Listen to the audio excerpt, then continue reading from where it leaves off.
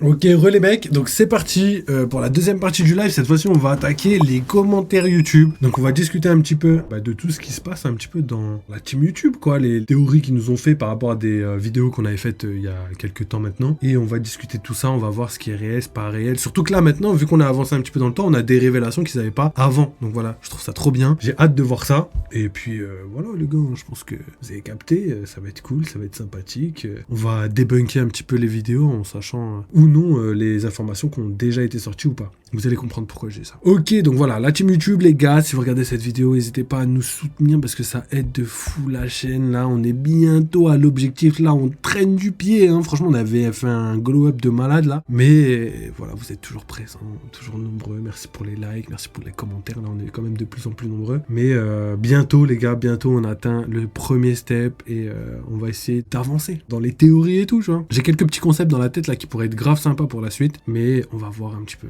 Donc c'est parti les gars, on va passer aux commentaires YouTube. Donc je vais en faire 2-3, pas beaucoup, histoire d'avoir une petite vidéo condensée, mais pas quelque chose de long, tu vois, parce que là je me connais gros, quand je commence dans les théories pour répondre à tout correctement et être cohérent, faut que je donne beaucoup d'infos, sinon c'est pas pris au sérieux. Donc on verra, je vais faire 2-3 commentaires sûrs et le reste on verra. Allez c'est parti les gars. Donc voilà les commentaires YouTube les gars, donc derrière moi on peut voir que on a Nope Nope qui a envoyé un message en rapport avec Shanks. Donc le message c'est: on a découvert son père, alors ce serait pas étonnant. Maintenant je suis pas sûr de l'intérêt scénaristique. Son père ne pouvait en garder qu'un, alors il a tiré à pile ou face. Point d'interrogation, en gros c'est une question.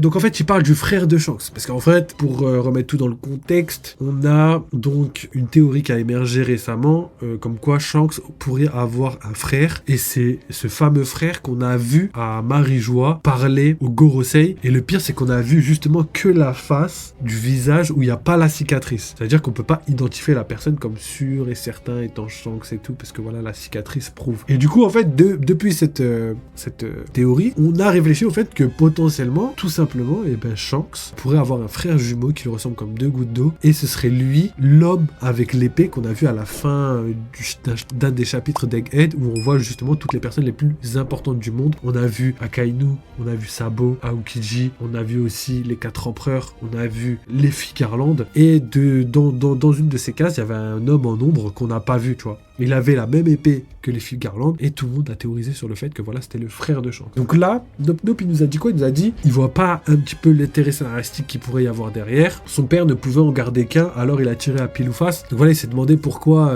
son père aurait gardé un des deux et pas l'autre, tu vois. Et en fait, il y a plein d'explications possibles. Déjà, quand il dit, on a découvert son père, malheureusement, non, on n'a pas découvert le père de Shanks. C'est encore un mystère total, parce qu'il y a beaucoup de gens qui pensent que vu que Garling, il s'appelle Figarland, et que dans le film Red, on a appris que Shanks était un Figarland, donc forcément, ce sont tout simplement les mêmes personnes, tu vois, enfin la même lignée, que ce soit le père et le fils. Cependant, c'est quelque chose qui est pas sûr du tout, tu vois. C'est pas quelque chose qui est sûr du tout. Ça se peut par exemple que Garling avait un frère ou une sœur, et que ce soit lui justement, le père de Shanks, qui serait parti justement avec les enfants en essayant de partir, et Garling il a dit non, c'est mort, si on fait la chasse aux esclaves, on va la faire sur God Valley, parce que c'est là-bas qu'il y a mon frère ou ma sœur avec ses enfants Shanks, et nous on va récupérer les enfants et on va se débarrasser de la traîtresse ou du traître qui est mon frère ou ma sœur, tu vois. Donc il y a plein de scénarios possibles autour de ça pour savoir tout simplement qui est le père de Shanks, étant donné que oui, les probabilités veulent que Garling c'est celui qui a le plus de chances d'être le père de Shanks actuellement avec les informations qu'on a. Cependant, c'est pas du tout impossible que ce soit autre chose. Peut-être que tout simplement, je sais pas, moi je pourrais dire n'importe quoi, comme Xebec, ça pourrait être le frère de Garling. C'est un peu comme le père de Doflamingo qui a quitté, et vu que les filles Garland sont destinées à être vraiment ultra puissants, et en fait Xebec c'est le père de Shanks, il a les mêmes couleurs de cheveux, rouge machin chose, et en fait Shanks c'est le fils de Xebec, et Barbe Noire c'est pas le fils de Xebec, tu vois, c'est juste quelqu'un qui adore Xebec, exactement comme Luffy adore Roger, et pourtant c'est pas son fils, alors que l'œuvre,